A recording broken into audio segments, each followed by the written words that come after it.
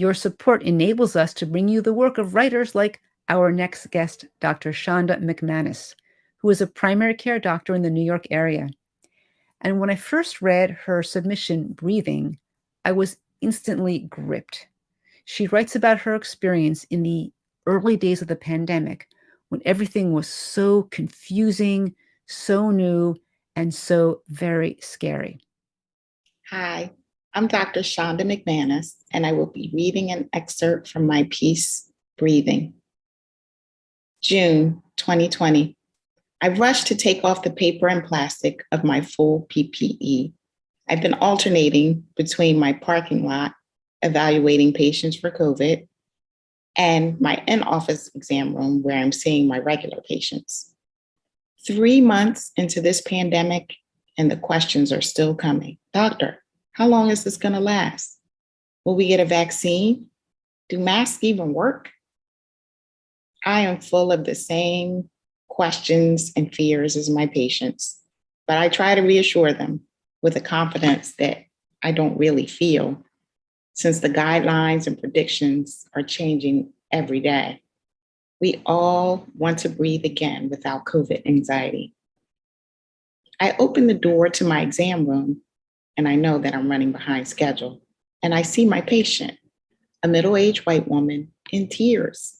I hand her the tissue box, which is a practice move for me by now.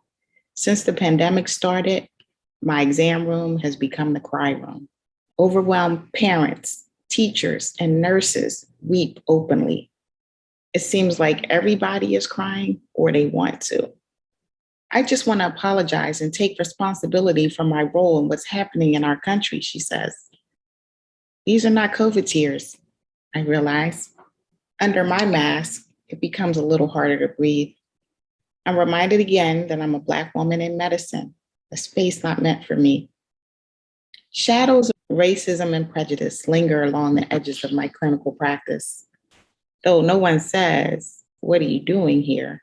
I get comments like, "You look too young to be a doctor," or "I thought you'd be Irish from your name," or "Can I touch your hair?" All physicians protect themselves under veneers during patient interactions, but I think mine's a little thicker than most. It's my special brand of PPE against racism and discrimination. It lets me do my job. But faced with this patient's tears and apology, my veneer cracks a little. Last week, the country witnessed the murder of George Floyd. Black Lives Matter protests are all over the news. Penned by 3 officers with a knee on his neck, Floyd struggled to breathe. His last words were, "I can't breathe."